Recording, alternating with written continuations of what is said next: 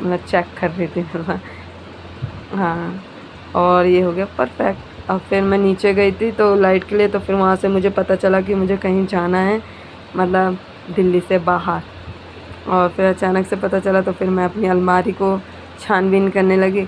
अलमा का सारे कपड़े इधर के उधर कर दे, पूजा आएगी ना मेरी इतनी खटिया खड़ी कर देगी, इतना डांटती कि है तो मुझसे छोटी पर कपड़े सही करने को उसको पड़ता है ना, इसलिए।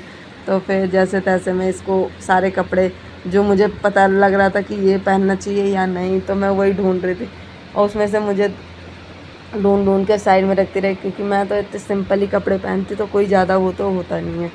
तो फिर भी ढूंढी टी शर्ट, पैंट, कहीं सूट।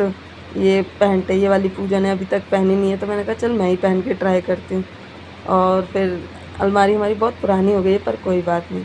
फिर लाइट चली गई थी, फिर दोबारा गई नीचे, तो फिर मैंने कहा चल कपड़े ही लेके जाती हूँ नीचे, प्रेस करते हैं। ये मेरा बीच वाला स्टडी वाला रूम है, हम सब पढ़ते हैं, मतलब मेरा ही नहीं है, सभी का है। फिर नीचे से फिर बुला लिया, फिर मैंने कहा कि दोबारा से करते। फिर ये मैं काला, और मैंने कर लिए थे, ये अनामिका स्कूल से आ चुकी थी।